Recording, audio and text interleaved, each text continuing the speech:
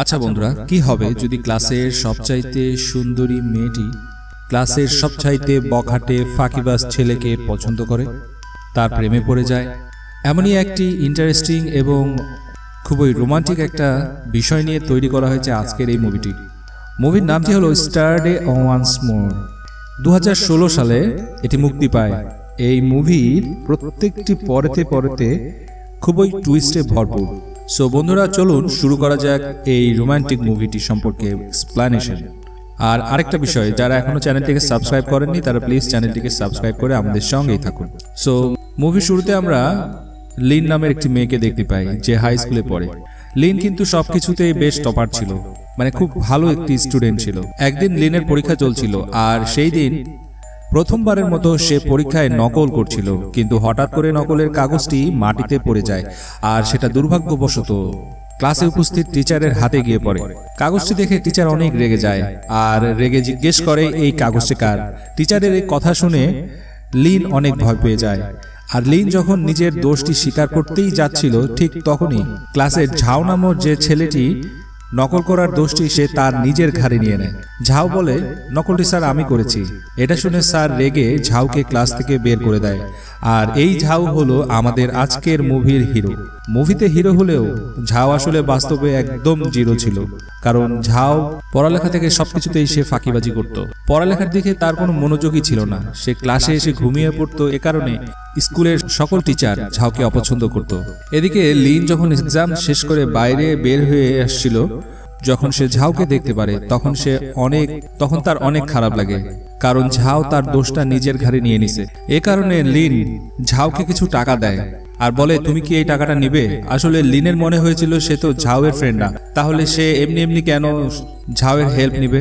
ঝাউ স্কুলের সবার কাছে অপমানিত হওয়া থেকে বাঁচিয়েছে, তাই সে এর বিনিময়ে ঝাউকে কিছু টাকা দিতে চায়। কিন্তু ঝাউ লিনকে বলে, তুমি নকল কেন করছিলে? লিন বলে, আমি এর আগে কখনোই নকল করিনি, কিন্তু এবার আমাকে বাধ্য হয়ে নকল করতে হয়েছে। আসলে লিন যে বিষয়টা নিয়ে পড়াশোনা করতে চেয়েছিল, সেই বিষয়ের উপরে তার বাবা মা তাকে পড়াশোনা করতে দেয়নি, যার কারণে এই পড়াটা তার মোটেও পছন্দের ছিল না। একরকম বাবা মায়ের পছন্দে, বাবা মায়ের চাপেই তাকে এই পড়াশোনাটা করতে হয়েছে।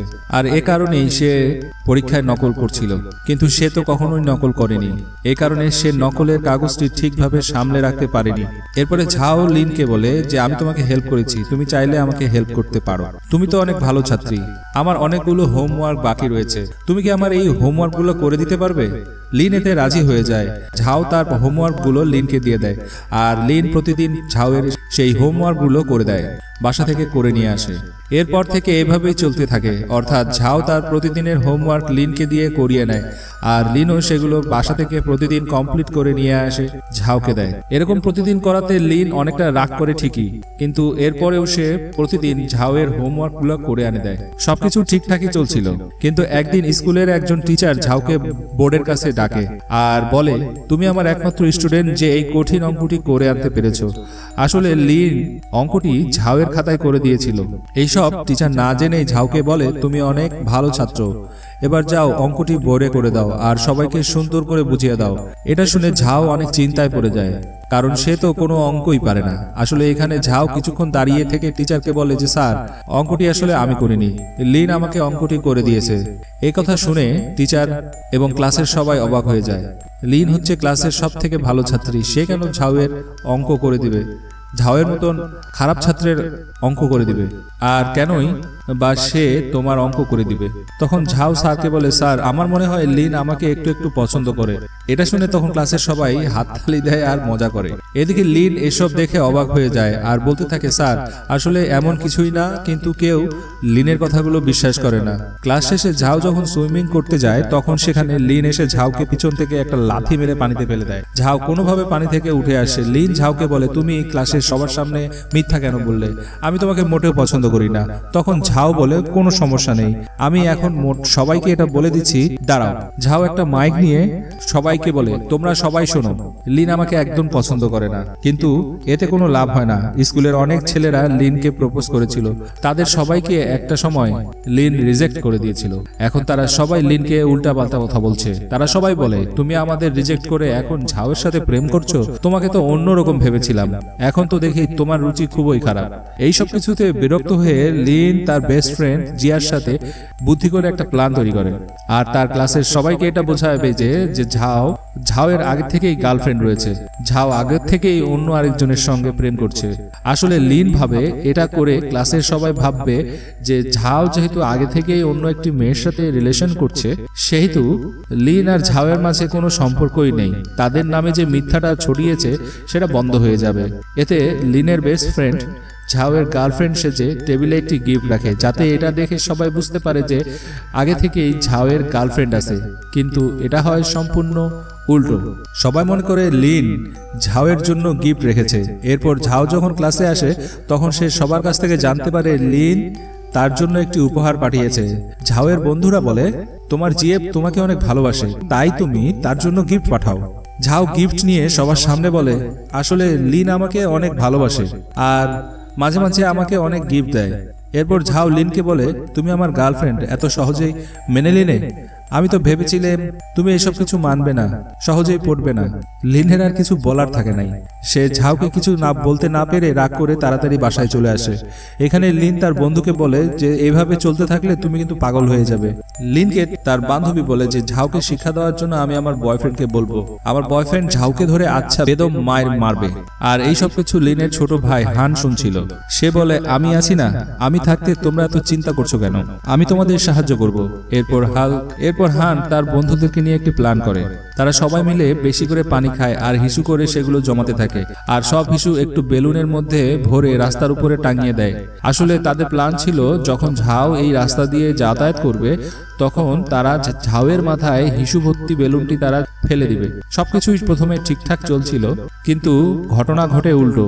তখন ভুল করে হানের বন্ধুরা হানের উপরেই ফেলে দেয়। এরপর হান বাড়ি ফিরে আসে। লিন হানকে বলে, ওই তোর শরীর থেকে এত বাজে দুর্গন্ধ বের হচ্ছে কেন? হান তার বোনকে মিথ্যা বলেছে যে ঝাও তার এই অবস্থা করেছে। এ কারণে লিন সোজা ঝাওয়ের বাড়িতে চলে আসে যাতে সে ঝাওকে বকা দিতে পারে। কিন্তু তখন এসে লিন দেখতে পারে ঝাওয়ের বাড়িতে পানির পাইপটা লিক হয়ে গেছে, আর ঝাওয়ের দাদা কোনো মতে সেটা ঠিক করে উঠতে পারছে না। কিন্তু সে কিছুতে এটা ঠিক করতে পারছিল না। তখন লিন এসে ঝাওয়ের দাদাকে সাহায্য করে, কিন্তু তার জন্য সে নিজেও পুরোপুরি পানিতে ভিজে যায়। আর তখনই সেখানে ঝাও চলে আসে আর তারা দুজনে মিলে পানির পাইপটা ঠিক করে। এখানে লিন ঝাওকে বারবার দেখতে থাকে। তারপর ঝাওকে তার ঘরে নিয়ে আসে এবং এনে একটি টাওয়াল দেয় তার শরীর মোছার জন্য। তবে এখানে লিনের একটি ব্যাপার লক্ষ্য করে যে ঝাও তার দাদুকে খাবার খাইয়ে দিচ্ছে। এই কাজটা দেখে লিনের অনেক ভালো লাগে, আর মনে মনে লিন বলতে থাকে তাহলে এই ছেলেটির একটা ভালো গুণও রয়েছে। লিন ঝাওকে জিজ্ঞেস করে, তুমি আমার ভাইয়ের সাথে এমনটা করেছো কেন? ঝাও বলে, আমি তো তোমার ভাইয়ের উপরে কিছুই ফেলিনি, সেটা তো তোমার ভাই তার বন্ধুদের সাথে আমার উপরে মুতু ভর্তি বেলুনটি আমার উপরে ফেলতে চেয়েছিল, কিন্তু তাদের প্ল্যানটা ফেল হয় আর হিসু ভর্তি বেলুনটি তোমার ভাইয়ের মাথায় পড়েছে। আর ঝাওয়ের এসব কথা শুনে লিন বুঝতে পারে যে ঝাও আসলে কোনো দোষ করেনি, আসলে সব দোষ তার ভাইয়েরই। এরপর লিন বাড়ি ফেরার জন্য যখন বের হয় তখন ঝাও তার সাথে বের হয়, কারণ এখন অনেকটা রাত হয়ে আসছে। আমি তোমাকে একা ছাড়তে পারবো না। ঝাও ভালোভাবে লিনকে তার বাড়িতে পৌঁছে দিয়ে আসে। পরের দিন লিন যখন স্কুলে আসে সে দেখে আর স্কুলে ঝাও আসেনি, তাই আজকে স্কুল ছুটির পর কেন জানি তার ঝাওয়ের বাসায় যেতে খুব ইচ্ছে করছে। ঝাওয়ের সাথে কথা বলতে ইচ্ছে করছিল, কিন্তু এটা সে বুঝতে পারছিল না সে ঝাওকে কেন এতটা বেশি মিস করছে।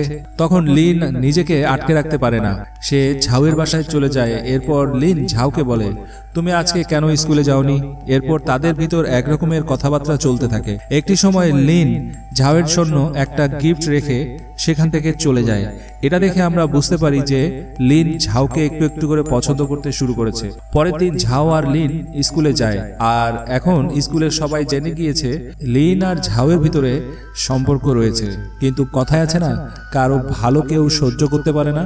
লিন কিছু মানুষের কাছ থেকে ঝাওয়ের পরিবারের সম্পর্কে বাজে কথা শুনতে পায়। লিন জানতে পারে যে ঝাওয়ের বাবা একজন অপরাধী, তিনি একজন অপরাধী, যার কারণে সে এখন জেল হাজতেই রয়েছে। আর যে কারণে সে ঝাও তার দাদার সঙ্গে থাকে। আর এসব কথা শুনে লিন সরাসরি ঝাউয়ের বাড়িতে যায় এবং ঝাউকে একটি পাহাড়ের কাছে নিয়ে যায়। এখানে ঝাউ বলে, আমি যখন ছোট ছিলাম তখন আমার বাবার অফিসিয়াল এক বন্ধু আমার বাবাকে ফাঁসিয়ে তার নামে মিথ্যে মামলা করেছে। এ কারণে আমার বাবাকে জেলে যেতে হয়। তাই ছোটবেলা থেকেই অন্য সকল বাচ্চারা আমাকে বুলি করত, আমাকে অনেক জ্বালাতন করত। এ কারণে আমি আমার বাবাকে ঘৃণা করতে শুরু করি। কিন্তু একদিন আমি আমার বাবার লেখা একটি চিঠি দেখতে পাই। সেখানে বাবার লেখা ছিল যে তোমার দাদার খেয়াল রেখো, সাথে তুমিও ভালো থেকো। আমি জানি আমার জন্য তোমাকে অনেক কিছু শুনতে হবে, আর এজন্য যদি পারো আমাকে মাফ করে দিও। এরপর আস্তে আস্তে যখন আমি বড় হই তখন আমি বুঝতে পারলাম যে অন্য কেউ আমার মনের অবস্থা বুঝতে পারবে না। জীবনটা আমার, তাই আমাকে আমার জীবন গুছিয়ে নিতে হবে, আমাকে আমার মতো করেই চলতে হবে।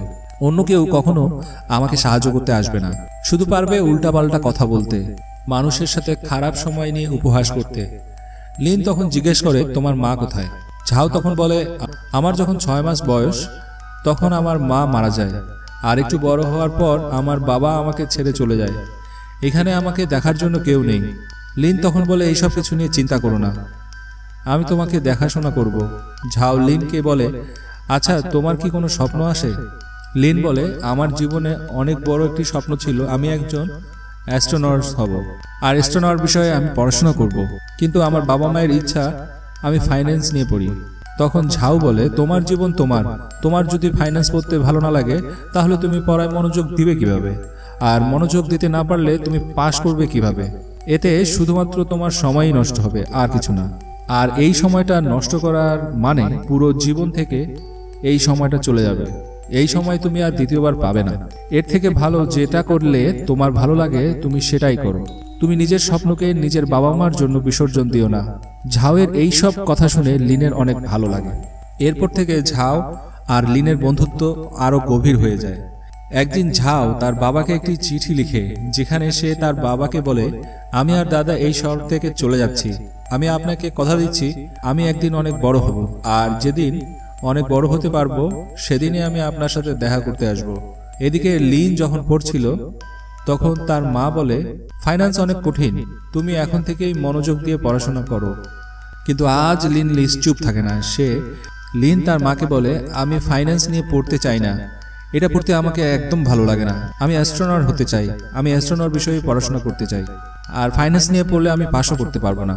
এইসব কথা শুনে লিনের মা রেগে লিনকে একটি থাপ্পড় মারে। তখন লিনও রুম থেকে বের হয়ে বাইরে চলে আসে। পরের দিন লিন যখন স্কুলে আসে তখন ঝাউয়ের এক বন্ধু এসে লিনকে বলে, ঝাউ তার দাদাকে নিয়ে এই শহর থেকে চলে গেছে, তুমি যদি তাকে আটকাতে চাও তাহলে আজ দুপুর 2টার আগে স্টেশনে পৌঁছে যেও। এরপর লিন স্টেশনে গিয়ে ঝাউকে খুঁজতে থাকে, কিন্তু কোথাও ঝাউকে আর খুঁজে পায় না। এরপর ট্রেনও চালু হয়ে যায়। লিন চিৎকার করে ঝাউকে ডাকতে থাকে, কিন্তু ঝাউ তার ডাক শুনতে পায় না, এবং তারা শেষ পর্যন্ত একজন আরেকজনের দেখাও পায় না, আর জানতেও পারে না যে লিন তার জন্য স্টেশনে এসেছিল। এতে লিন মন খারাপ করে বাড়ি ফিরে আসে। এরপর আমাদের 10 বছর পরের সিন দেখানো হয়।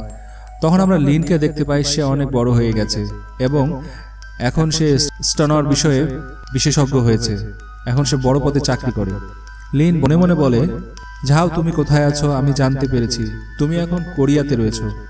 আমি তোমার কাছে আসার জন্য তৈরি হচ্ছি, আমি খুব তাড়াতাড়ি আমি তোমার কাছে আসব, আমাদের আবার দেখা হবে, আর আমি তোমার মনের না বলা কথাগুলো শুনতে চাই, যে তুমি আমাকে কতটা ভালোবাসো। এরই সাথে এই সুন্দর মুভিটি, এই রোমান্টিক মুভিটি এখানেই শেষ হয়ে যায়। সো বন্ধুরা, মুভির এক্সপ্লেনেশনটি কেমন ছিল কমেন্টসে লিখে জানাবেন। ভালো লাগলে একটা লাইক দিয়ে দিন, আর যারা চ্যানেলটিকে সাবস্ক্রাইব করেননি চ্যানেলটিতে সাবস্ক্রাইব করে আমাদের সঙ্গেই থাকুন।